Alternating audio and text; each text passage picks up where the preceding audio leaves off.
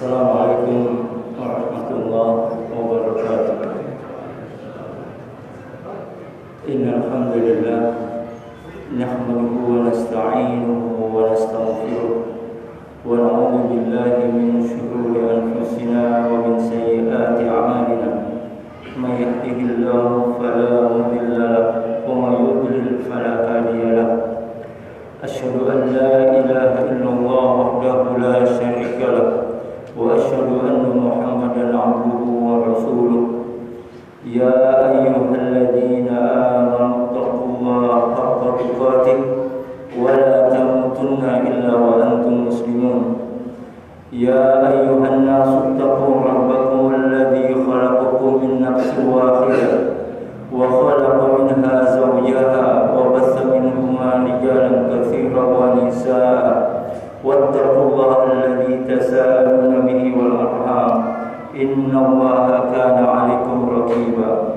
Ya ayyuhalladzina amanu taqullaha wa qulu qawlan sadida yuslih lakum a'malakum wa yaghfir lakum dhunubakum wa may yuti'illaha wa rasulahu faqad faza fawzan 'azima. Amma ba'du, fa inna asdaqal hadits kitabullah wa khairul hadi hadi Muhammadin sallallahu alaihi wasallam wa syarrul umuri muhdatsatuha wa kullu muhdatsatin fid din bid'ah wa kullu bid'atin dhalalah wa kullu dhalalatin fin nar. Alhamdulillah, alhamdulillah, alhamdulillah. Segala puji bagi Allah Subhanahu wa taala atas segala limpahan rahmat dan nikmat-Nya. Hingga malam ini kita semua dimudahkan oleh Allah Subhanahu wa taala untuk bersama-sama duduk di majlis yang mulia ini, yakni majlis ilmu, yang tentunya kita berharap kepada Allah Subhanahu wa taala mudah-mudahan majlis kita di malam ini diberi pahala oleh Allah Subhanahu wa taala. Salawat dan salam semoga tetap tercurah limpahkan kepada Nabi kita Muhammad sallallahu alaihi wasallam, kepada keluarga beliau, sahabat-sahabat beliau, dan kaum muslimin, segala kaum muslimin yang istiqomah di atas jalan beliau.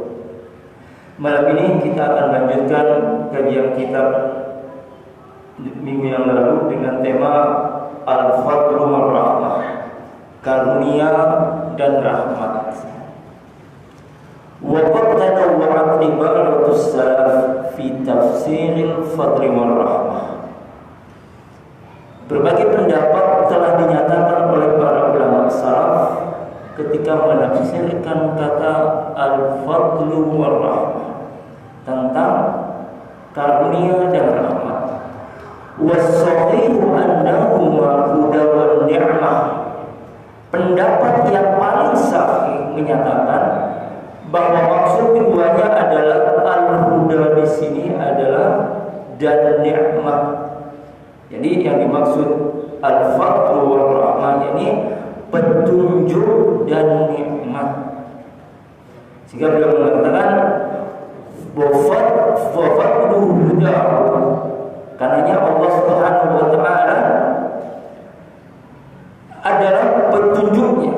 Karunia Allah Subhanahu wa taala adalah petunjuknya. Jadi karunia Allah Subhanahu wa taala itu merupakan petunjuk. Sedangkan rahmat Allah Subhanahu wa taala itu merupakan nikmatnya. Jadi di sini dijelaskan oleh Qayyim, Allah menjelaskan bahwa karunia Allah itu berupa petunjuk dan rahmat Allah Subhanahu wa taala itu berupa nikmat. Nah, ketika kita bicara petunjuk, Ibnu Qayyim beliau mengatakan semua hamba, semua kita ini membutuhkan petunjuk, membutuhkan hidayah Allah Subhanahu wa taala dalam setiap waktu dan tarikan nafas kita. Baik segala urusan yang dia lakukan atau untuk urusan yang akan dia tinggalkan.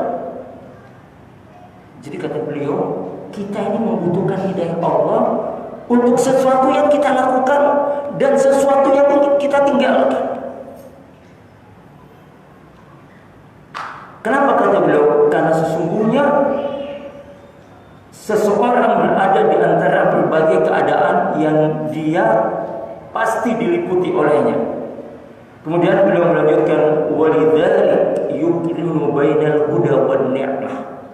Oleh karena itu Allah Subhanahu wa taala sering menggandengkan huda dengan nikmat, petunjuk dengan nikmat.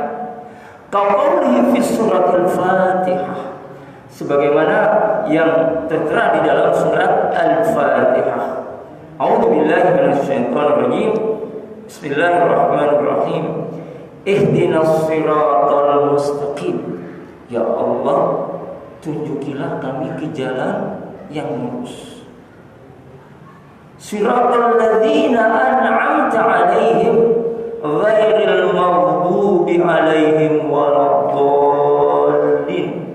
Yaitu jalan orang-orang yang Engkau beri nikmat atas mereka, dan bukan jalan orang-orang yang Engkau murkai, dan bukan jalan orang-orang yang sesat. Jadi kata beliau, Allah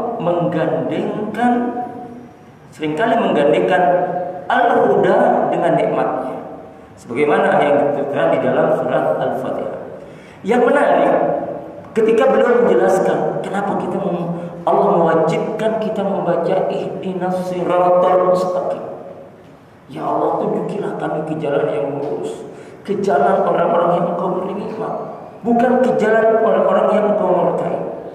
Maka kata beliau, ada 10 alasan kenapa kita diwajibkan membaca surat Al-Fatihah yang di dalamnya ada doa ihdinas siratal mustaqim. Ya. Alasan pertama kata beliau mengatakan bahwa apa yang dilakukan tetapi tidak mengikuti petunjuk. Artinya ada seseorang melakukan satu amalan tetapi tidak memiliki petunjuk karena kebodohannya. Jadi dia beribadah, beramal, tetapi dia tidak sadar bahwa dia itu berada di atas kesalahan. Maka kata Ibnu Qayyim, dalam kondisi seperti ini orang membutuhkan hidayah, membutuhkan petunjuk dari Allah Subhanahu wa taala. Petunjuk apa? Hidayah kebenaran, hidayah ilmu. Seringkali orang-orang yang tersadarkan dirinya bahwa dia semua amal yang dia lakukan di atas kesalahan, di atas kesesatan, setelah dia apa? Setelah dia belajar, oh iya, ternyata apa yang dilakukan oleh nenek-nenek moyang saya, atau apa yang saya lakukan, atau apa yang ingin saya lakukan, setelah saya belajar, ternyata semua itu salah. Nah, ini yang disebut dengan perlunya meminta petunjuk, meminta hidayah. Maka ketika kita mengatakan dalam doa di dalam surat Al-Fatihah, ya Allah, tunjukilah kami ke jalan yang lurus. Karena tidak semua kita punya banyak ilmu, tidak semua kita punya pengetahuan yang luas. Maka kita ini mesti terbuka untuk dikritik, terbuka untuk menerima nasihat, terbuka untuk memberikan nasihat. Jangan jadi orang merasa paling benar, yang lain salah, kita yang paling pintar, yang lain bodoh. Lihat Imam Syafi'i rahimahullah. Kata Imam Syafi'i, kalau beliau ketemu dengan seseorang, beliau lakukan 2 hal. Apa kata beliau? Yang pertama kata beliau, kalau dia tidak, yang pertama dia menasihati orang. Ya, misalnya kita ketemu dengan fulan, teman kita, ya, hendaklah pertemuan itu memiliki makna yang bermanfaat. Kata Nabi SAW, min husnil islamil mar'i tarkuhu ma la ya'ni. Tanda-tanda kebaikan Islam seseorang adalah meninggalkan sesuatu yang tidak ada manfaatnya. Artinya ketika kita bertemu dengan sahabat, kolega, teman dan lain sebagainya, hendaklah pertemuan itu memiliki nilai manfaat. Maka nilai manfaat itu apa? Saling nasihat menasihati. Jadi kata Imam Syafi'i, aku memberikan nasihat, atau kalau tidak, aku meminta nasihat kepada orang itu. Sekelas Imam Syafi'i minta nasihat, apalagi kita. Ya. Maka tidak usah, oh saya ini sudah sepuh, saya ini sudah sekolah tinggi, oh ini sudah begini, sudah begitu. Kita mesti terbuka untuk menerima nasihat. Ya. Dari siapapun nasihat itu, selama nasihat itu dibangun di atas dalil, dibangun di atas keikhlasan, dibangun di atas petunjuk, maka siap kita terima. Tidak perlu malu, tidak perlu gengsi. Ya. Maka ilmu itu menjadi kata kunci orang itu bisa, oh iya saya salah. Setelah dia belajar, maka kata beliau, ketika seorang melakukan sesuatu, dia akan tersadarkan ketika dia mendapatkan hidayah. Dia butuh hidayah ilmu, hidayah kebenaran. Kenapa demikian? Karena Nabi SAW bersabda, kullu bani Adam khata'un wa khairu khata'ina tawwabun. Setiap anak Adam itu pernah berbuat salah, dan sebaik-baik yang berbuat salah adalah yang bertobat dari kesalahannya. Jadi kalau kita dikasih ilmunya begini-begini, ya terima. Ketika ilmu itu dibangun di atas dalil, tidak perlu ngeyel. Masa mbah saya salah sih? Masa kiai saya salah? Ya. Masa orang sekampung salah? Kadang-kadang begitu, kita dihadapkan pada kenyataan seperti ini. Tapi ketika kita rujukannya adalah Al-Quran dan Sunnah Nabi SAW, ya, mau sekampung, mau sedunia, kalau udah bertentangan dengan Quran dan Sunnah, ya siap untuk kita tinggalkan. Kemudian yang kedua, alasan yang kedua, kenapa Allah mewajibkan kita membaca Al-Fatihah. Di dalamnya di situ ada ihdinas siratal mustaqim. Kata beliau, kadang seseorang itu tahu dia mendapatkan hidayah, mendapatkan ilmu, dia paham ini salah, ini benar. Tapi yang namanya manusia, terkadang kata beliau, apa yang dia ketahui itu kebenaran dilanggar oleh beliau, dilanggar oleh kita. Ya, artinya bahwa ada sesuatu yang kita tahu, bahwa kita melakukan kesalahan di atas ilmu yang kita paham, bahwa saya salah di atas ini. Maka kata Ibnu Qayyim, disinilah kita perlunya hidayah. Hidayah apa? Taubat. Perlunya hidayah untuk bertaubat kepada Allah Subhanahu wa taala, untuk meminta ampun kepada Allah Subhanahu wa taala. Karena hati kita ini lemah. Mungkin saat kita berkumpul sampai di majelis ilmu seperti ini, insyaallah sebagaimana yang dikatakan Nabi sallallahu, ya, karena siapa yang berkumpul di rumah salah satu rumah Allah dan saling mengajarkan di situ, maka akan hadir datang rahmat, sakinah, ya, dan akan dikelilingi oleh malaikat.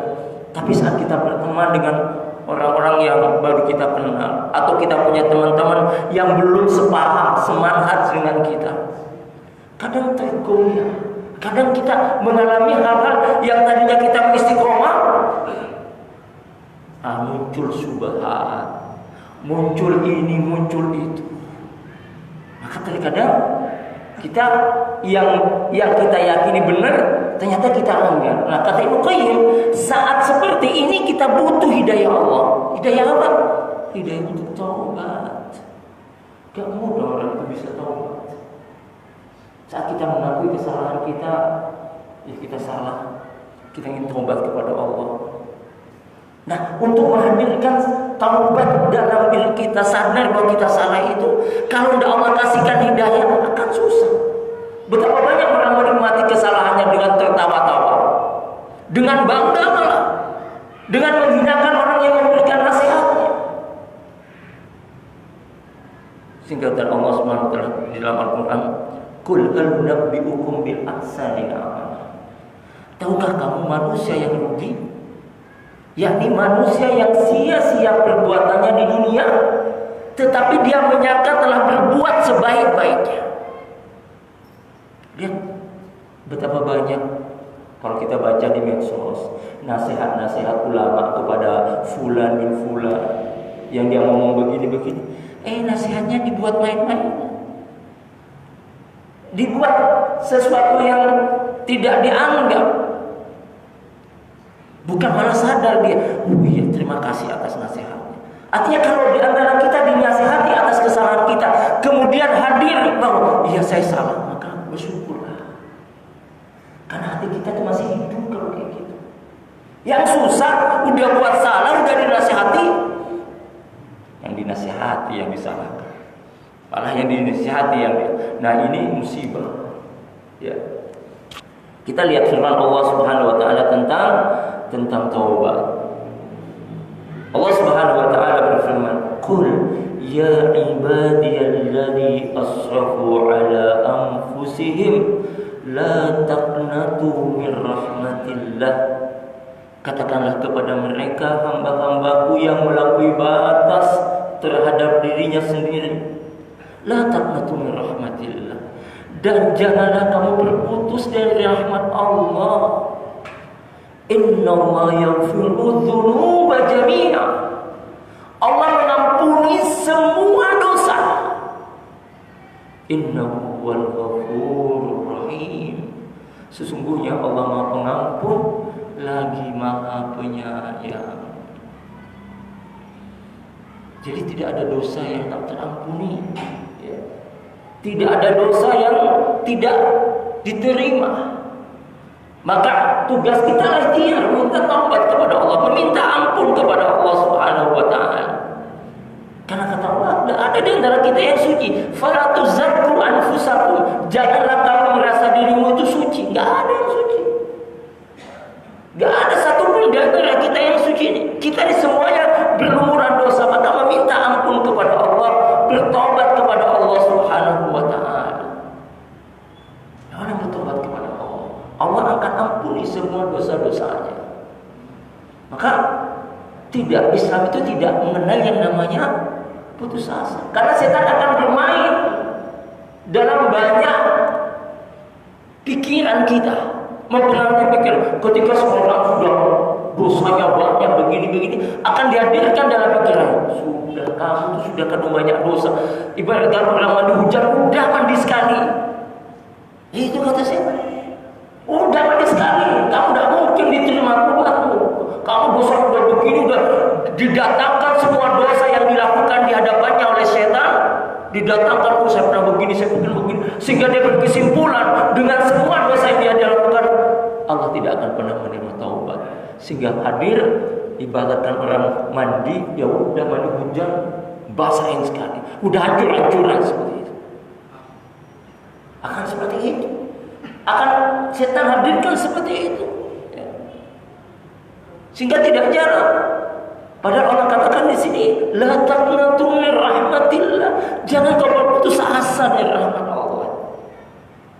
Maka Nabi SAW dalam sebuah mengatakan, janganlah kalian berputus asa dari rahmat Allah, dan tidaklah berputus dari rahmat Allah melainkan orang-orang yang kafir. Orang-orang yang kafir, ya. Orang kafir itu putus asa. Maka kalau kita lihat di negara-negara kufar, ada hukuman mati. Kalau istilah dengan euthanasia. Jadi kalau kita sakit, kata dokter nggak ada obatnya, nggak mungkin sembuh, nggak mungkin ini, nggak mungkin begitu, maka kita boleh mengajukan ke pengadilan untuk disuntik mati. Ada hukuman Islam tidak mengenal itu, tidak ada dalam Islam. Ya. Jadi kita lihat kasus-kasus corona di Cina, baca di medsos, orang masih bergerak, tangannya, kakinya masih bergerak, sudah dimasukkan ke peti mati.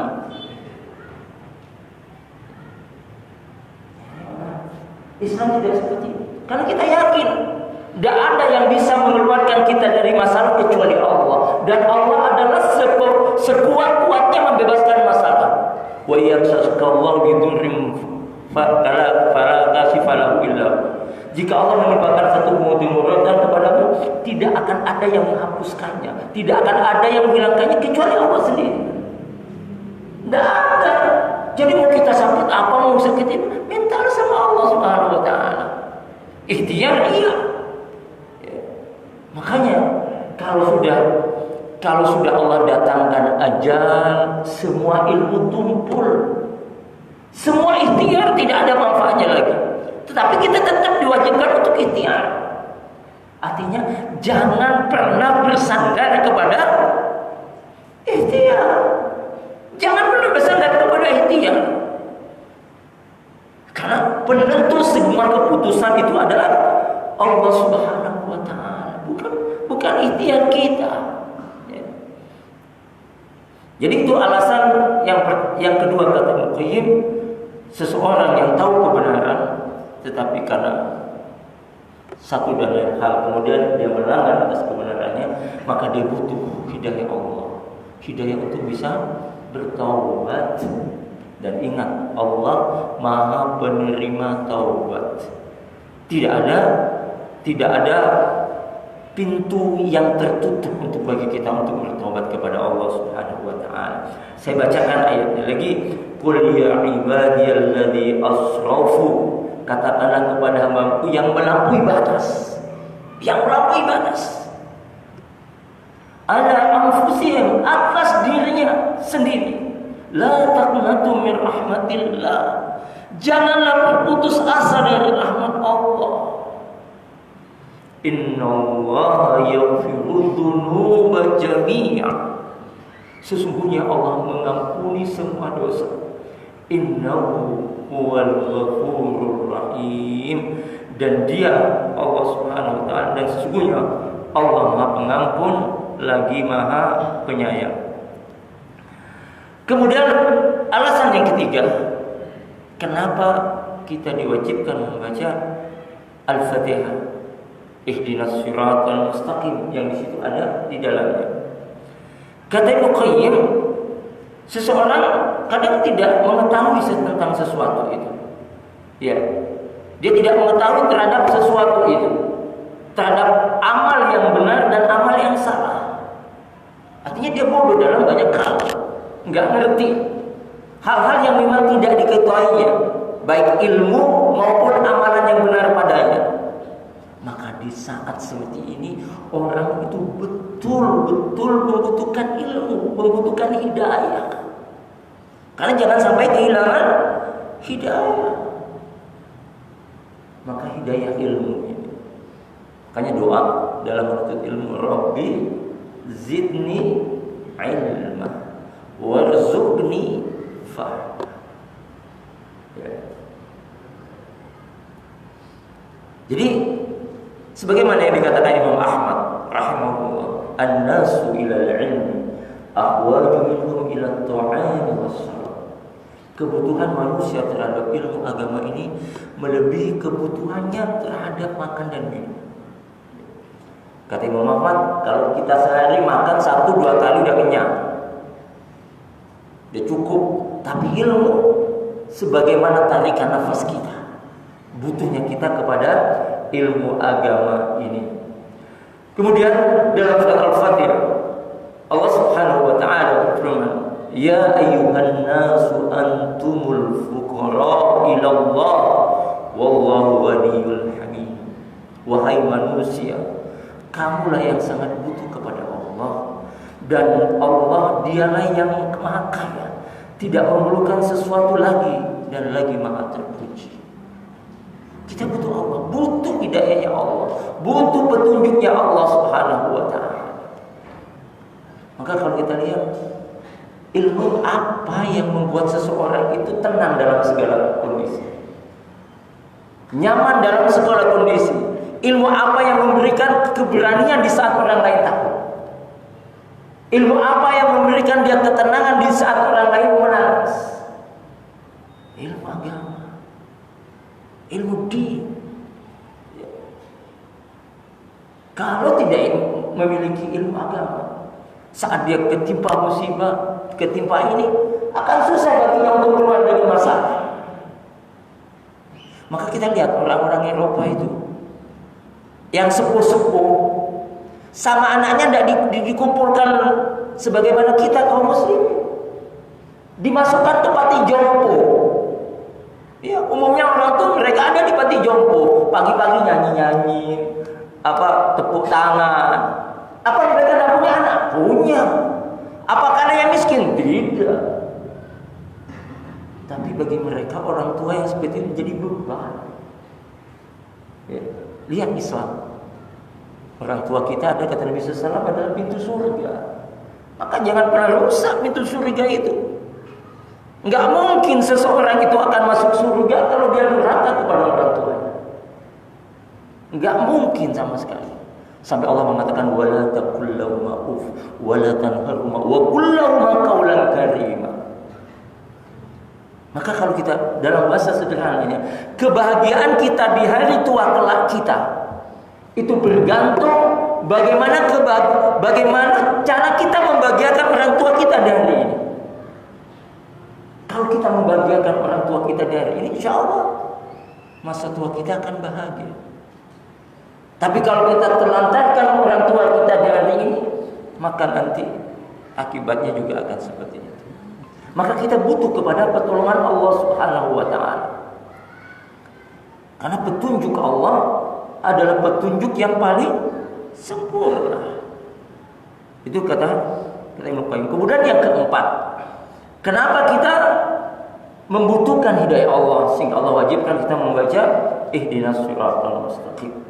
Kata beliau, seseorang itu sudah memperoleh sebagian hidayah. Ya, kita punya hidayah, kita mendapatkan banyak ilmu, petunjuk dan lain sebagainya. Akan tetapi kata beliau, kita perlu menyempurnakan hidayah itu. Kita butuh untuk mendapatkan hidayah yang lebih sempurna. Ya. Makanya dalam Islam, ketika kita berislam, kata kuncinya adalah sungguh-sungguh. Ya. Ya. Sebagaimana Allah Subhanahu wa taala jelaskan ketika Allah berfirman, "Walladzina jahadu fina lanahdiyannahum subulana." Orang-orang yang bersungguh-sungguh di jalan Allah, Allah akan kasih jalan itu. Ya. Artinya hidayah kita, kata Ibnu Qayyim, sesuai dengan kesungguhan kita. Semakin kita bersungguh-sungguh untuk berada di jalan Allah Subhanahu wa taala, maka semakin banyak hidayah akan dicapai. Sungguh-sungguh kita dalam sholat, sungguh kita dalam zikir, sungguh-sungguh kita dalam mengaji, sungguh-sungguh kita dalam berbakti kepada orang tua, sungguh-sungguh kita dalam semuanya sungguh-sungguh karena Allah Subhanahu wa taala, maka akan hadir banyak hidayah kepada orang itu. Maka kesungguhan, ya. Maka sangat berbeda sekali dengan orang yang menjadikan Islam itu sebagai formalitas, aturan Islam itu sebagai formalitas. Beda. Orang seperti ini tidak akan menikmati nikmatnya sholat, nggak akan pernah menikmati. Nggak akan pernah menikmati nikmatnya zikir, nggak akan pernah menikmati nikmatnya baca Quran. Kenapa? Karena agama sebagai sampingan, bukan sesuatu kebutuhan. Berbeda dengan orang yang betul-betul ingin mendapatkan hidayah Allah Subhanahu wa taala, maka dia akan bersungguh-sungguh betul untuk mendapatkannya. Ya. Salah satunya ya memperbanyak ikut kajian-kajian, membaca buku-buku, saling nasihat menasihati dan lain sebagainya. Maka semakin orang itu dalam ketaatan kepada Allah, maka semakin banyak hidayah yang akan dia peroleh. Ya.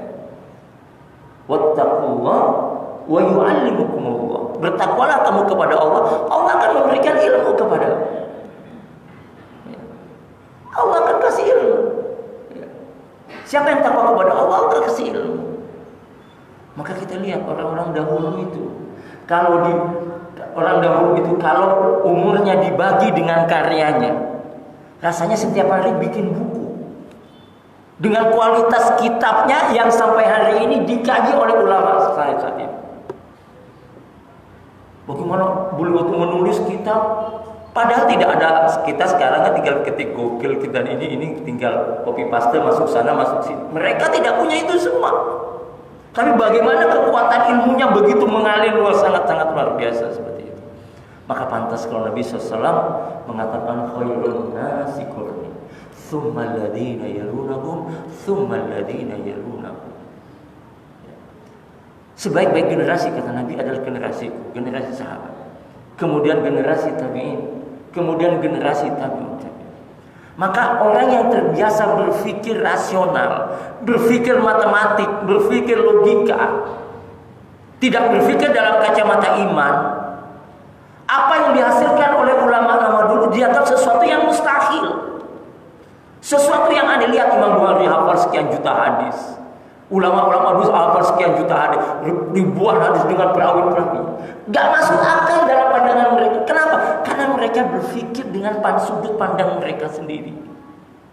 Kalau dia berpikir dengan kacamata iman, bukankah Allah memudahkan siapa yang Allah mudahkan?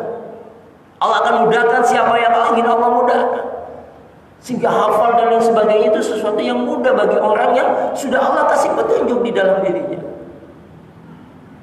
Maka dalam Islam kita lihat di dalam Al-Quran, alladzina yu'minuna bil ghaib, beriman kepada Allah. Artinya logika kita harus tunduk di atas Al-Quran, harus tunduk di bawah Al-Quran dan Sunnah Nabi Sallallahu Alaihi Wasallam. Sehingga apa? Sehingga hidup itu menjadi tenang. Maka sikap orang beriman ketika dia mendengarkan Al-Quran, mendengarkan sabda Nabi Sallallahu Alaihi Wasallam adalah sami'na wa ata'na. Kami dengar dan kami taat, nggak ngiyel, nggak begini, nggak begitu dan sebagainya. Maka dengan demikian akan terasa betul nikmatnya beragama Islam, terasa betul nikmatnya kita menjadi Muslim, terasa betul nikmatnya kita berada di atas sunnah. Maka orang yang berada di atas sunnah, dia akan terjaga 24 jam. Kecintaannya kepada Nabi Sallallahu Alaihi Wasallam, rindunya kepada Nabi Sallallahu Alaihi Wasallam terus tumbuh di dalam dirinya. Kenapa? Karena dia mengamalkan sunnah-sunnah Nabi Sallallahu Alaihi Wasallam. Mau tidur, diambil wudu, baca ayat kursi, baca ayat Al-Quran, sebagaimana yang dilakukan Nabi Sallallahu Alaihi Wasallam. Ya. Mau makan dia membaca Bismillah. Semua aktivitasnya dibangun di atas sunnah. Sehingga apa? Kerinduan kepada Nabi Sallallahu Alaihi Wasallam semakin kuat. Bukan yang mengklaim cinta Nabi Sallallahu Alaihi Wasallam setahun sekali. Kecintaan kita kepada Nabi Sallallahu Alaihi Wasallam setiap perjalanan waktu, setiap hembusan nafas kita. Kenapa? Karena kita rindu kepada Nabi Sallallahu Alaihi Wasallam. Orang yang menghadirkan rasa rindu kepada Nabi Sallallahu Alaihi Wasallam adalah orang yang mengamalkan sunnah-sunnah Nabi Sallallahu Alaihi Wasallam, yang dia tidak meremehkan sedikit pun perintah Nabi Sallallahu Alaihi Wasallam. Kalau Nabi Sallallahu Alaihi Wasallam suruh makan dengan tangan kanan, dia akan makan dengan tangan. Iya. Kalau kata Nabi Sallallahu Alaihi Wasallam dia harus makan dengan duduk, dia akan makan dengan duduk. Itu orang Islam. Sehingga kecintanya kepada Nabi Sallallahu Alaihi Wasallam bukan hanya di lisan, tapi kecintaannya kepada Nabi Sallallahu Alaihi Wasallam betul-betul muncul dari hati yang paling dalam. Laqad kana lakum fi Rasulillahi uswatun hasanah. Sungguh pada diri Rasul itu ada teladan yang baik. Kalau kita betul-betul mengikuti petunjuk dari Nabi Sallallahu Alaihi Wasallam, maka disitulah nikmatnya kita akan berislam. Jadi kita mendapatkan hidayah, kita memiliki hidayah, tapi kata ini hidayah yang kita punya perlu disempurnakan. Caranya apa? Kita butuh hidayah dari Allah, sehingga hidayah yang tadinya yang kita miliki, maka semakin banyak semakin sempurna hidayah itu. Kemudian yang kelima, insyaallah.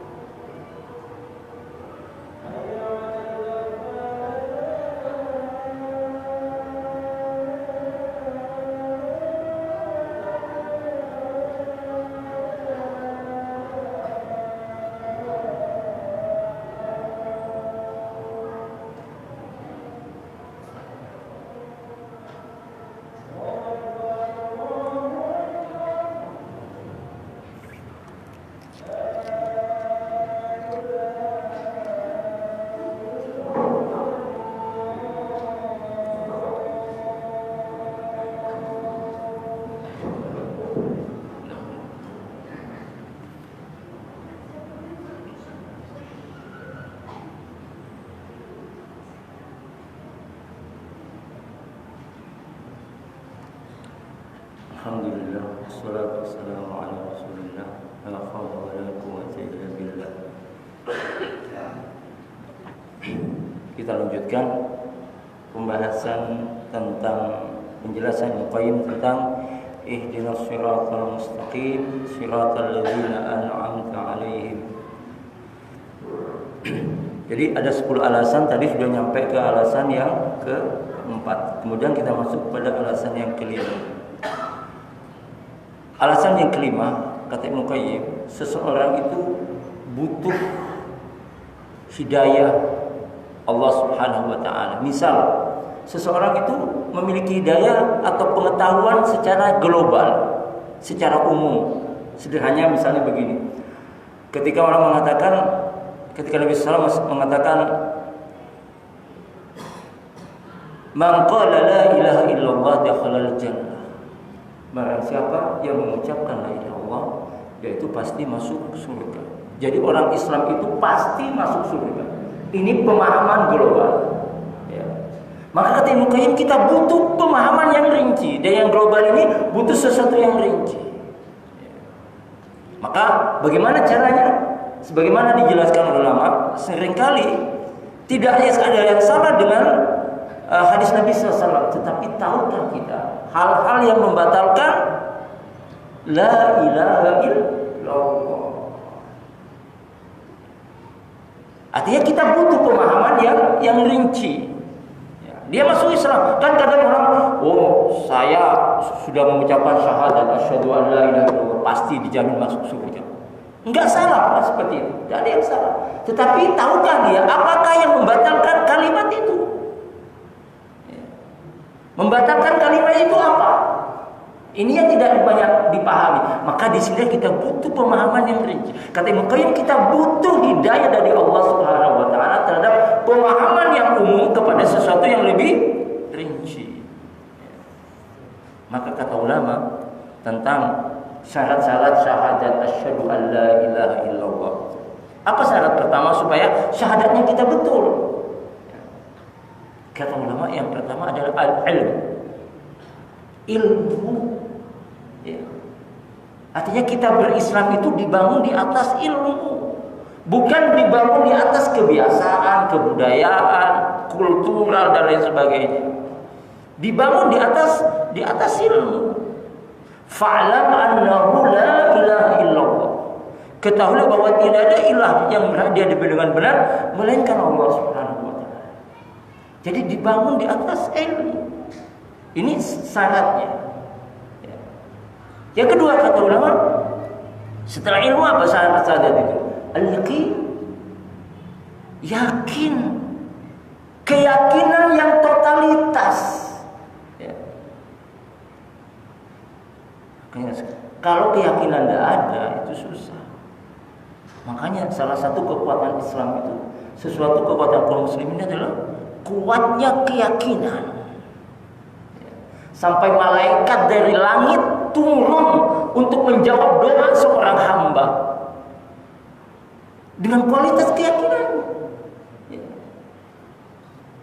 Nah sekarang ini kan kita mengalami yang namanya krisis keyakinan. Krisis keyakinan. Orang kalau sudah krisis keyakinan susah. Padahal keyakinan ini sesuatu yang mutlak. Ya. Maka ketika kita berislam, betul-betul menjadikan sabda Nabi SAW dan ayat Al-Quranul Karim sebagai pijakan dasar. Ketika Allah mengatakan kam min fi'atin qalilatin ghalabat fi'atan katsiratan biiznillah. Berapa banyak golongan yang kecil dalam dia bisa mengalahkan golongan yang banyak karena izin Allah Subhanahu wa taala. Jadi kualitas kita itu bergantung pada keyakinan kita kepada Allah Subhanahu wa taala. Kepada ayat Allah Subhanahu wa taala. Ketika kita yakin bahwa takwa itu adalah solusi dalam semua hal, maka ayo kita menjadi hamba Allah yang takwa. Sebagaimana firman-Nya, "Wa may yattaqillah yaj'al lahu makhraja wa yarzuqhu min haitsu la yahtasib." Barang siapa takwa kepada Allah, maka Allah akan mudahkan semua urusannya dan Allah akan kasih rezeki dengan tiada diduga-duga. Ini yakinlah kita, rezeki itu dari Allah. Nah, untuk bisa membuktikan ini, kita akan dihadapkan pada satu kenyataan. Ya. Kamu mau lulus gimana? Kamu nggak punya modal, sawah nggak punya, ini nggak punya, bisa lulus gimana? Kamu mau untung gimana kalau kamu begini? Keyakinan kita mesti kita bangun. Orang yang yakin betul rezeki dari Allah, semua urusan diserahkan kepada Allah Subhanahu wa taala. Apa kata Ibnu Qayyim? Allah akan mengurus orang itu. Ketika kita semua serahkan urusan kita kepada Allah, maka Allah akan mengurus orang itu. Sebaliknya, ketika kita merasa bangga dengan kekuatan kita, merasa bangga dengan otak kita, merasa bangga dengan ini dan sebagainya, maka Allah biarkan dia mengurus dirinya sendiri. Jadi inilah yang harus kita perhatikan. Jadi kita butuh betul kepada pemahaman yang lebih rinci. Maka pilihannya tidak ada lain kecuali dengan meminta tolong kepada Allah Subhanahu wa taala. Maka orang yang paham dengan rinci, dia tidak akan bermudah-mudah. Ya. Kita Islam pasti masuk surga, di neraka kan? Ya pasti nanti kan pasti dianu juga. Ya neraka itu korek api. Ya. Kemudian yang keenam, kita kata Ibnu Qayyim, seseorang tahu jalan yang lurus, dia ingin menuju jalan yang lurus. Tetapi jika dia butuh hidayah, bagaimana untuk bisa di atas jalan yang lurus itu? Contoh misalnya, kita tahu kejujuran itu penting. Nah, bagaimana kita bisa jujur? Nah, kita butuh hidayah. Misal kita harus berteman, cari teman yang baik. Ya. Sehingga dengan teman yang baik itu kita bisa teguh di atas yang hak. Kita cari lingkungan yang baik. Ya. Nah, di saat kata ini kita butuh hidayah seperti ini. Untuk bisa menggapai jalan yang lurus itu kita butuh hidayah untuk kita bisa istiqomah di atas jalan yang lurus. Contoh yang sederhana. Seseorang itu, kata Nabi SAW, innamal mu'minuna ikhwah. Sesungguhnya orang beriman itu bersaudara. Semua kita bersaudara. Maka kita diikat oleh tali keimanan, sehingga persaudaraan kita dibangun di atas keimanan. Nah, lantas bagaimana kita bisa menjaga persaudaraan itu dengan baik? Dalam bahasa Al-Quran, bagaimana menjaga pertemanan itu supaya kita bisa baik? Ya, maka kata Ibnu Qayyim, minimal ada 4 syarat seseorang itu bisa menjalin persahabatan, menjalin pertemanan dengan baik. Yang pertama kata beliau, hendaklah seseorang itu harus memilih teman yang memahami ilmu agama. Carilah teman yang memahami ilmu agama. Bertemanlah dengan orang yang mengerti ilmu agama.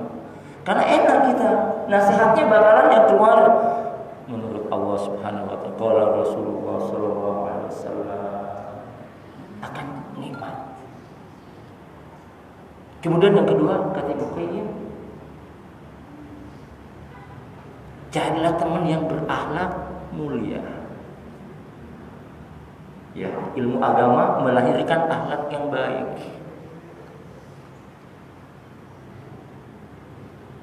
Apakah orang yang berilmu agama ada akhlaknya tidak baik? Ya, orang-orang munafik itu seperti banyak orang yang hafal Quran, kayak snowboardernya itu. Dia hafal Quran ini dan sebagainya. Kemarin itu yang lagi viral, seorang yang mengaku mu'allaf, ayat hadis keluar semua, tapi kerjanya nipu sana nipu sini. Nah, kata Ibnu Qayyim, setelah pemahaman agamanya baik, maka yang kedua adalah akhlaknya yang mulia. Kemudian yang ketiga, jauhi orang-orang yang fasik, yang bermudah-mudah berbuat dosa. Artinya Allah tutupi dosanya, dia umumkan, rasa bangga dia. Tadi saya tipu dia, saya ginikan dia. Aibnya coba dia bangga nipu orang, bangga nipu, bangga mengkhianati. Kemudian yang keempat, kata Ibnu Qayyim, jauhi orang-orang yang hubud dunia. Jauhi orang-orang yang hubud dunia. Karena dia seperti benalu.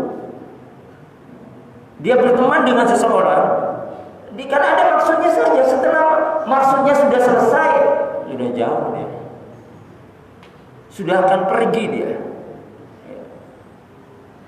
Maka kita berlindung kepada Allah dari sikap-sikap yang seperti ini. Maka kata beliau, untuk bisa menuju jalan yang lurus, seseorang itu juga membutuhkan hidayah untuk bisa di atas jalan yang lurus tadi. Artinya kita mau istiqomah sholat 5 waktu. Ini jalan yang lurus, tapi bagaimana untuk bisa istiqomah seperti itu? Kita butuh teman, butuh lingkungan yang baik dan lain sebagainya. Ya. Wallahu a'lam. Itu saja mungkin yang disampaikan pada malam ini. Mudah-mudahan bermanfaat. Subhanallah wa bihamdika asyhadu an la ilaha illa anta astaghfiruka wa atubu ilaik. Assalamualaikum warahmatullahi wabarakatuh.